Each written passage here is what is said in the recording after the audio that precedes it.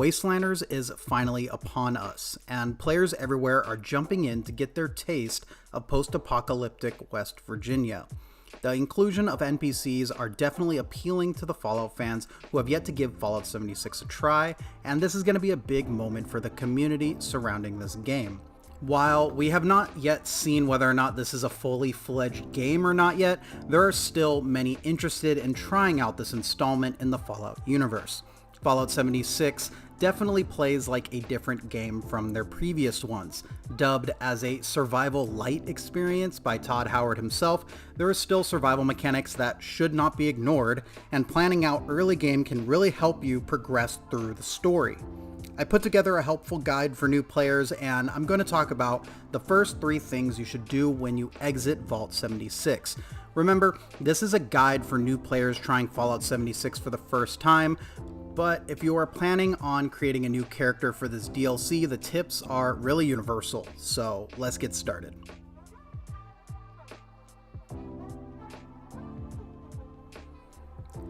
The first thing you should do after exiting the vault and visiting the Overseer's camp in the first mission is to set up your own mobile camp.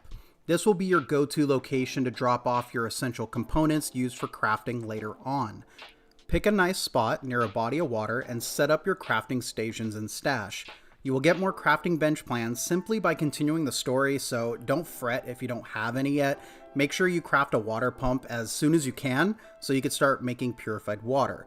Your main goals early on is to scavenge, make food and water, rinse, and repeat.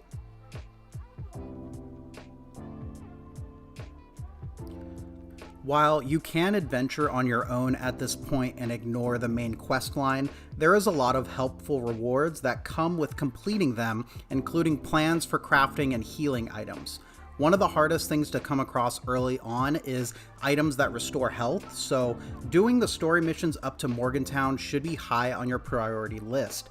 Visit all locations on the way while picking up virtually everything. Fast travel back to your camp for free to drop off your excessive load and continue on. Doing this early prevents you from having to go on junk runs later on when you have something else that you should be doing with your time.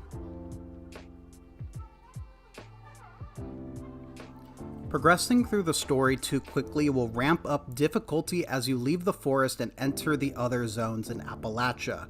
You must prepare for higher level enemies with higher damage resistances than what you have been dealing with. Workshops are scattered throughout the game world and serve as a valuable resource for not only junk components, but for XP as well. If you're planning for a long play session, grabbing a workshop at first and continuing on ensures the most efficient way to gather resources.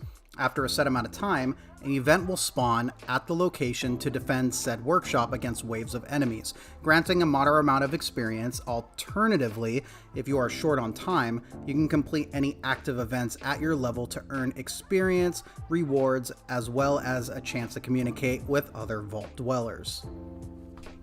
With enough preparation and planning, you will have no trouble surviving post-apocalyptic West Virginia and any of the monsters it has to throw at you.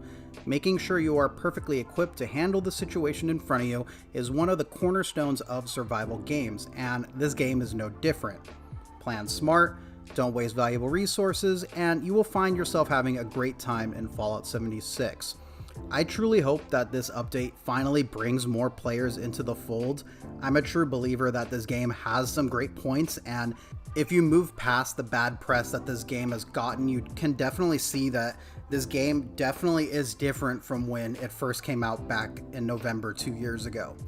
If you guys enjoyed this video, please be sure to like and subscribe. I have a couple of other tip videos for new players coming out in the next coming weeks, so if you're new to Fallout 76 and you really want to catch up to some of us I've been playing since launch, it's going to be a very good resource for you guys.